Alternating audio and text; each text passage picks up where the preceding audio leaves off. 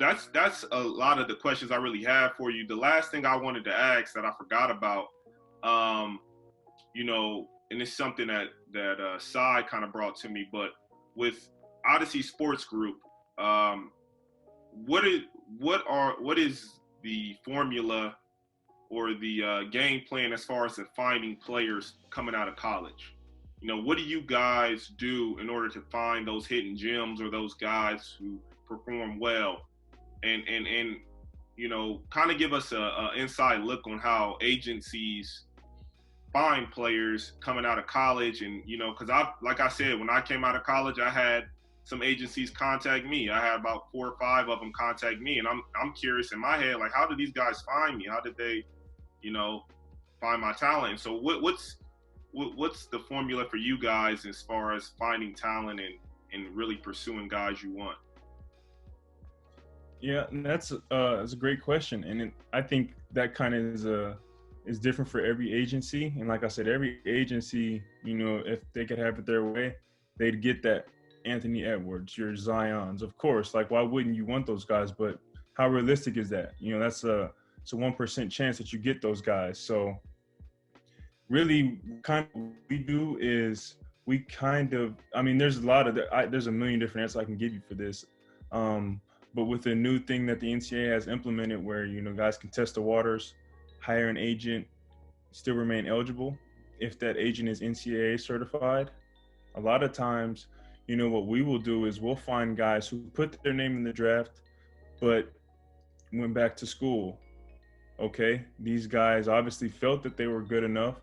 And when players do that, they receive feedback from NBA teams. So, from that gives us automatic something that we can talk to a team about. Okay, Cyrus, he put his name in the draft. Let's hit up, our guys with the Nuggets and see what they thought about him. Then we're getting direct feedback from NBA teams to see if it's even worth us going after him, the following season.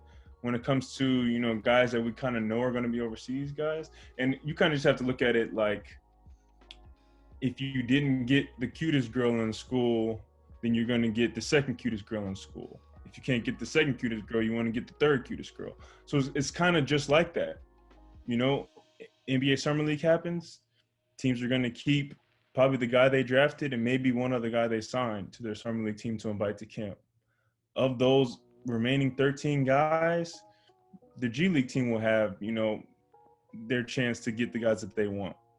The guys that they don't sign to a G League team, overseas teams want to get those guys because, okay, he was good enough to play for an NBA G League team, didn't quite get invited to camp, but I'm sure he's better than 60% of the guys we can get in Europe.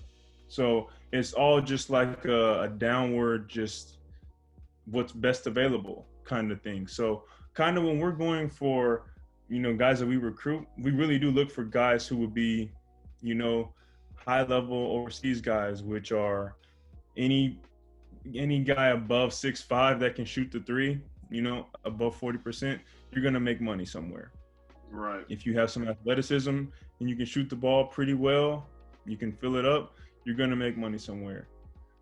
So it's just kind of knowing what the game is today.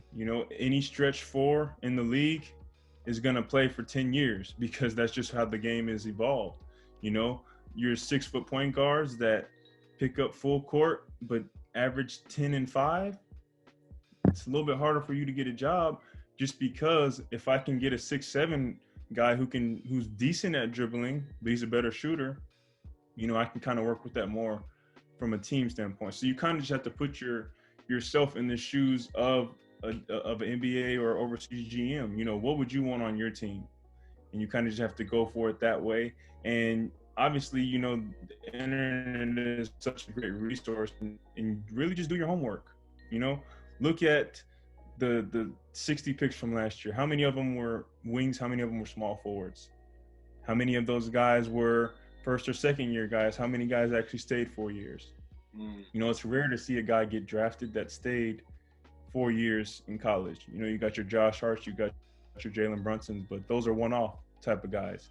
So a lot of times for us, like I said, we'll we'll shoot for the stars for sure. But we have no problem really digging in and looking at the analytics and finding the 6'7" shooter from North Florida who would led his team in scoring and made it to the NCAA tournament for the first time in school history. You look for those guys to kind of go for after, because yeah, they'll have aspirations and dreams of being in the G League, but they're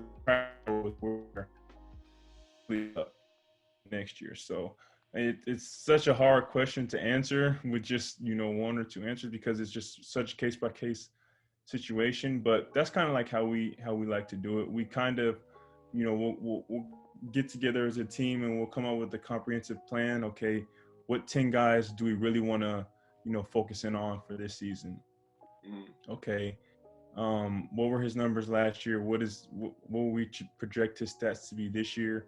And then we really just watch it and then just see how his game ends up faring by the end of the season.